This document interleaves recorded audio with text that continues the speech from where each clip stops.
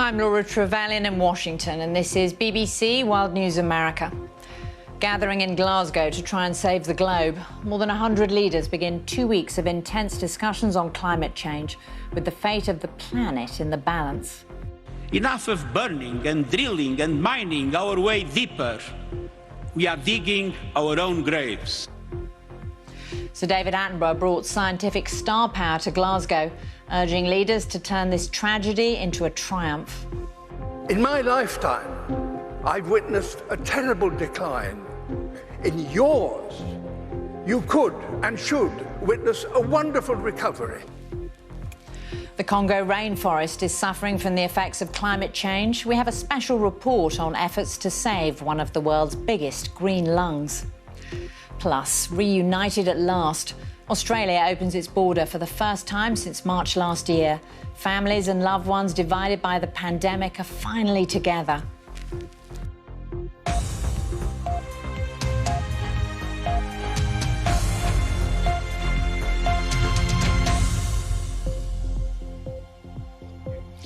Welcome to World News America on PBS in the UK and around the globe.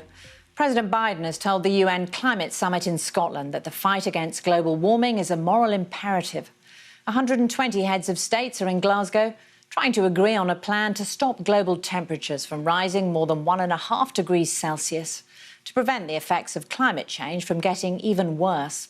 Here's what President Biden had to say. This is a decisive decade in which we have an opportunity to prove ourselves. We can keep the goal of limiting global warming to just 1.5 degrees Celsius within our reach if we come together. If we commit to doing our part of each of our nations with determination and with ambition. This Glasgow conference is being presented as the last chance to agree on how to slow climate change before the effects become irreversible. So how can that be done? The goals include ending the use of coal, moving to electrical cars and reversing the process of deforestation. Our political editor, Laura Kunzberg, has more. Welcome to Glasgow. Thousands have made the trip from their countries. Welcome to Glasgow. The journey, nor the shivering arrival, straightforward. Their hope that the queues and the wait will be worth it. This fortnight could affect everyone's home. But the world's political leaders didn't face quite the same ordeal to swoop in, arriving on a United Nations blue, not red carpet, to hear first the Prime Minister's big, serious moment on the main stage. Humanity has long since run down the clock on climate change. It's 1 minute to midnight on that doomsday clock, and Looters, China, Russia and Turkey haven't shown keeping much more than a social distance. The anger and the impatience of the world will be uncontainable unless we make this COP26 in Glasgow the moment when we get real about climate change. They will not forgive us. They will know that Glasgow was the historic turning point when history failed to turn. The platform also for those people whose way of life is at grave risk right now. The earth is speaking. She tells us that we have no more time. The UK is the host to a rainbow of nearly 200 countries and wants them all to promise to cut their own carbon emissions, and the wealthier to cough up more towards the $100 billion pot to help poorer countries go green. But what are the chances? Do you think leaders are finally giving us the urgency it needs? I think you couldn't sit in that room and not feel the urgency. I must say that coming out of the G20, I was optimistic. I have to do my speech now. There is a real sense of purpose here, but all the leaders, President Biden included, must be aware it'll be a long fortnight. Simply, not every leader is as enthusiastic as the West with wealthier populations. Some of the mega economies are moving far slower than the UK would like. The Indian Prime Minister promised today that he would balance carbon emissions with absorbing those gases 20 years later than Boris Johnson wants, net zero only by 2070. But the mood in Glasgow is perhaps darkening towards those who are dragging their feet. In 2 generations' time, they will be remembered for this fortnight They could have been brilliant in everything else they've done, and they will be cursed if they don't get this right. That's interesting. You use the phrase cursed, which, for somebody in your position of authority, that's a very strong word to use. It was consciously a strong word. It will be, people will speak of them in far stronger terms than we speak today of the politicians of the 30s, of the politicians who ignored what was happening in Nazi Germany, because this will kill people all around the world for generations, and we will have no means of averting it. He later apologised for making the comparison to the Nazi genocide. Number 10 stepped down, commenting on the nature of those claims, but said there's no doubt about the seriousness of the climate challenge, and have no doubt that every lever of every kind of British power is being pulled, at least this week, to push for an agreement. 3 generations of the royal family will be visible in one way or another. The attention justified by what many here see as an emergency. It's only day 1 of a discussion. It's already taken more than 2 decades, but the consequences of Glasgow's conversation will be felt far longer than that. Laura Kunzberg, BBC News, Glasgow. And Queen Elizabeth, who couldn't be in Glasgow in person because her doctors told her to rest, had a video message for world leaders, urging them to achieve true statesmanship and create a safe, stabler future for the planet. None of us underestimates the challenges ahead, but history has shown that when nations come together in common cause, there is always room for hope. Queen Elizabeth, aged 95, who recorded that message at Windsor Castle last week. Well, my colleague Christian Fraser is covering this marathon climate conference, and he joins us now from Glasgow. Christian, you're there in the thick of it. What was the reaction from the officials, from the world leaders, when India's Prime Minister said the rich world needed to give $1 trillion to the developing world so they could reach these ambitious climate goals?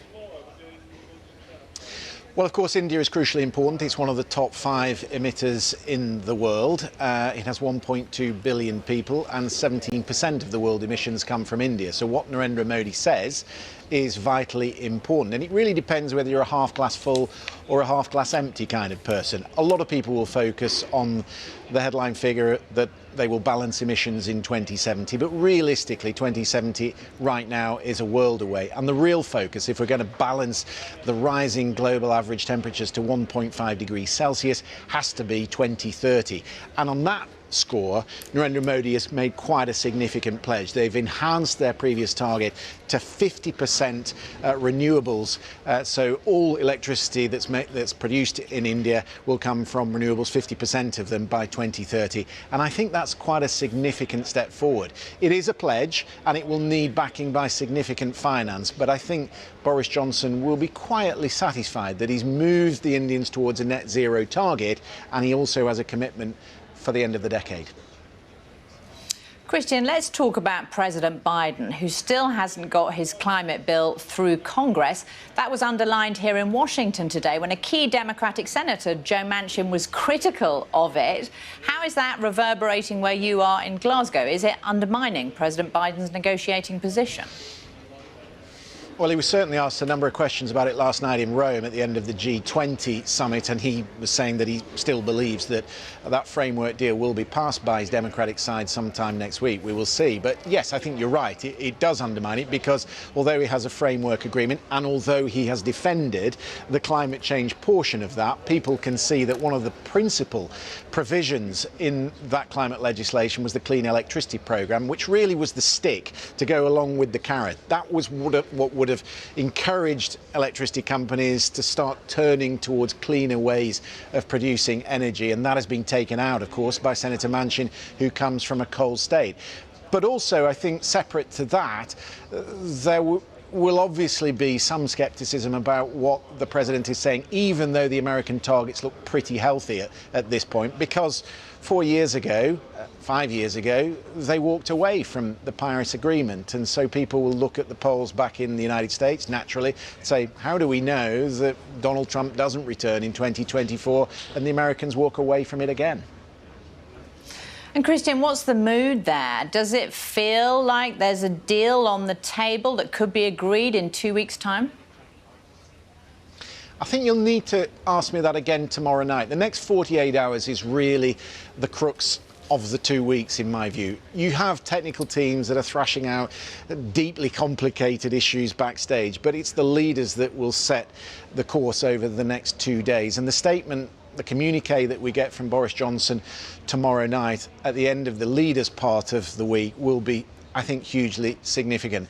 At the end of the 2 weeks, whether or not it is a success or a failure, in my view, will come down to cold, hard cash. How much cash have they managed to put behind mitigation for those developing nations, so helping developing nations turn away from dirty fuels, and how much of it for adaptation? Because climate change is coming, and we've already seen this year around the world that our human systems are not prepared for it. Christian, thank you. Back with you tomorrow night to find out if a deal is in the offing. In the meantime, let's have a look now at the urgency which is driving world leaders to try and limit climate change. In the Democratic Republic of Congo, only 20% of people have electricity, so many rely on coal to cook and heat their homes. And that has a bad effect on the Congo rainforest, known as the second lung of the world after the Amazon, because it plays a key role in absorbing the Earth's carbon emissions. Elodie Toto reports from Kinshasa. The power that could be. This is the Inga Dam on the Congo River. At full potential, it will be part of the largest hydroelectric power station in the world. But it doesn't even supply the majority of Congolese. 50 years ago, a project to build a series of dams began. 2 were built, but in 1982, the project stalled. It's a frustration for many here. Like most Congolese, when Jose prepares food, she uses charcoal. Since we have no electricity, we use wood or coal when we have it. And she's not the only one. In Mbandaka, access to electricity is almost zero. The National Electricity Company supplies fewer than 40 subscribers in Mbandaka from its unreliable power plant. But there are almost 1 million people living in this city. To avoid being in the dark, some use solar panels. But the average Congolese person earns less than $2 a day, so many families cannot afford solar panels. And so they turn to the forest. I started by chopping wood. Then I put it here and covered it. After that, we make a fire that will last 7 days before we have a finished product. We know that doing this work is dangerous for the environment. But if we don't do it, what are we going to live on? We have families to feed. More than 90% of the population uses wood energy on a daily basis, an activity that has a significant impact on the rainforest with how much carbon dioxide it can absorb and how much oxygen it can provide. Everywhere here there is a big loss simply due to human activity. The forest plays an important role in the regulation of the atmosphere because it is from the forest that we get oxygen. When you cut down the forest, this cycle of purification of the atmosphere is broken, and it is humans and living beings that suffer. Given the importance of saving the rainforest, why has the Grantinga Dam project still not been realized? The biggest challenge has been the financing. The total construction bill has been calculated at $80 billion. The World Bank pulled its funding in 2016, claiming that the Congolese government had changed strategic direction from what had been agreed. So what now for the project? C'est qu'on attend pour les construire que le pays pollueur, dans les principes des pollueurs-payeurs. We are waiting for the polluting countries to put their hands in their pockets to finance the Inga Dam project. At the beginning, we were talking about the Inga Dam as an electricity supply in the sense of boosting the economy of the Democratic Republic of Congo. But at this stage, it's the need of humanity to protect the forests. And the strategy par excellence for protecting the forest is to extend the supply of electricity. So boosting Inga will not only be for the Democratic Republic of Congo or the energy recipient countries, but it will support the world. It will be the solution to meet the objective of reducing the temperature increase to 1.5 degrees Celsius. As world leaders gather for the climate summit in the UK, the Congolese government will be hoping that message is heard. And no doubt, so will its people. Elodie Toto, BBC News, Kinshasa. How our forests are suffering from climate change. You're watching BBC World News America, still to come on tonight's programme. We have exclusive access to a rebel group in Ethiopia, the Oromo Liberation Army, whose fighters say they're in control of key towns.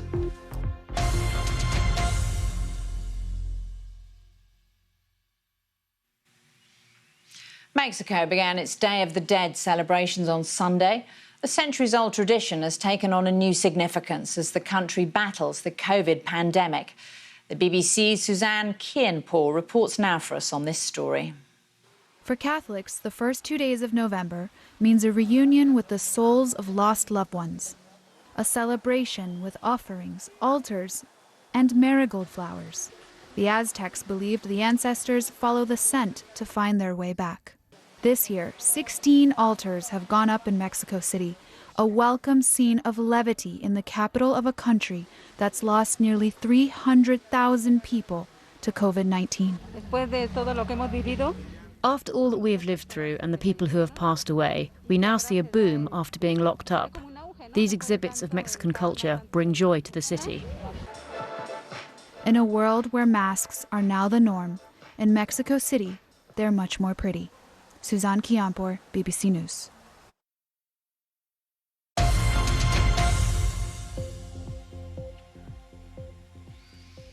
US Secretary of State says he's alarmed by reports that Tigrayan rebel forces have taken over 2 key Ethiopian towns. The Oromo Liberation Army, or OLA, is in a formal alliance with Tigrayan rebels in the north against Ethiopia's government.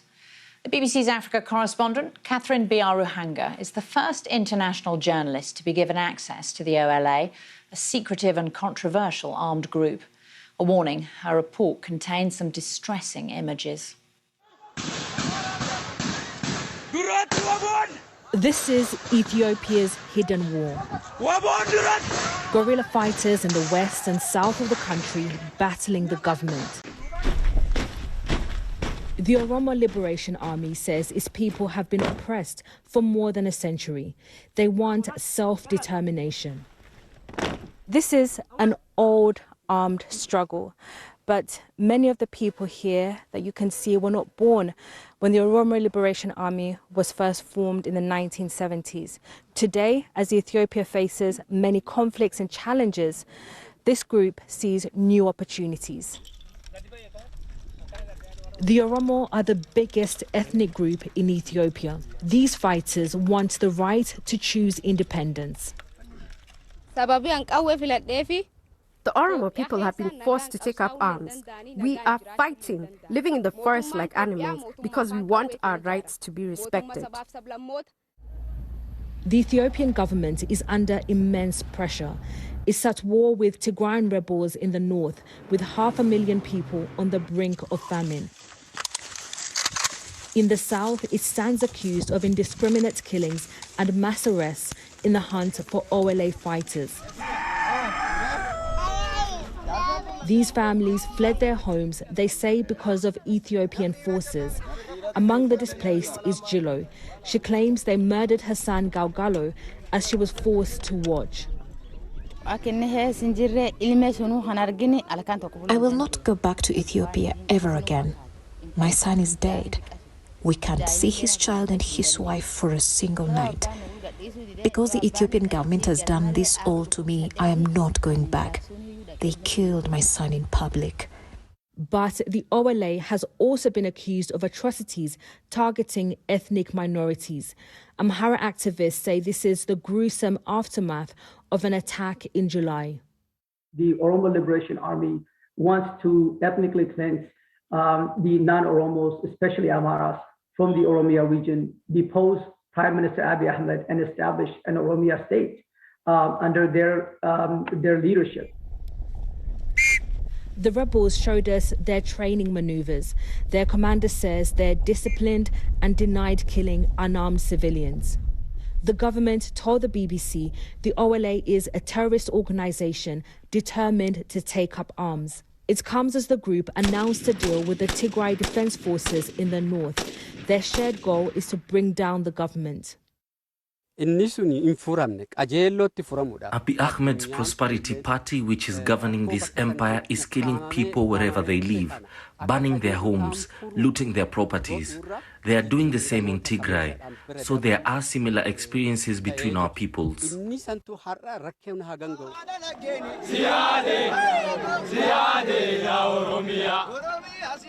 The government denies targeting civilians, but international partners are pushing authorities to negotiate with their opponents like the OLA as the way to hold the country together. Catherine Biarahanga, BBC News, on the border between Ethiopia and Kenya. Some other news now. Rescuers in Nigeria are searching for survivors in the rubble of a high-rise building that's collapsed in the commercial capital, Lagos. The block of apartments, more than 20 stories high, was under construction. Officials say 4 people have been rescued so far and 4 bodies recovered. It isn't clear what brought the building down. Now to Australia, which opened its border on Monday after keeping it closed for almost 20 months due to the pandemic. There were emotional reunions for families and loved ones, but not everyone is enjoying this loosening of the rules. From Sydney Airport, Shaima Halil reports. Reunited after closed borders kept them apart.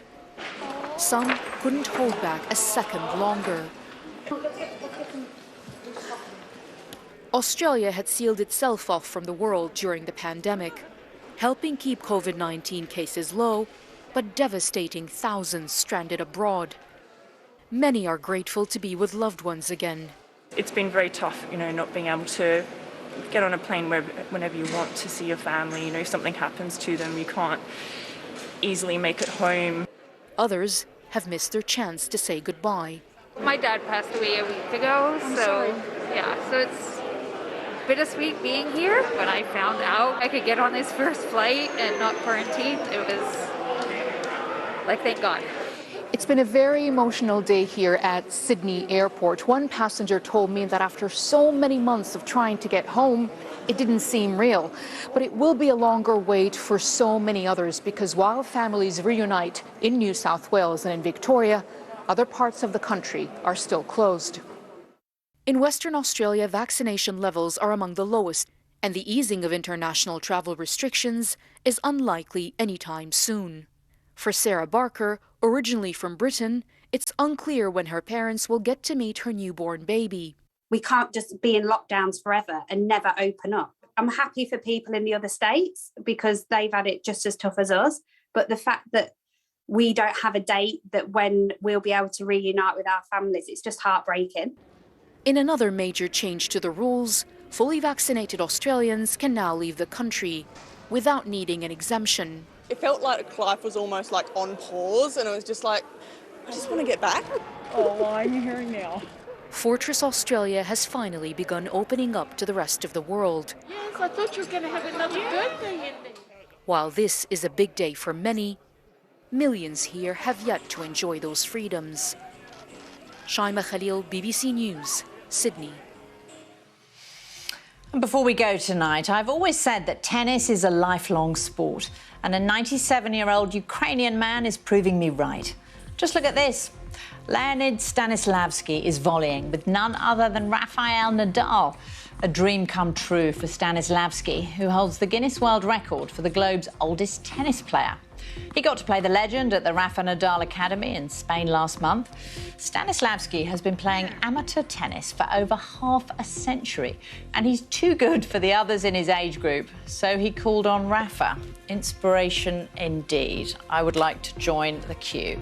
I'm Laura Trevelyan. Thank you so much for watching BBC World News America. Have a great night.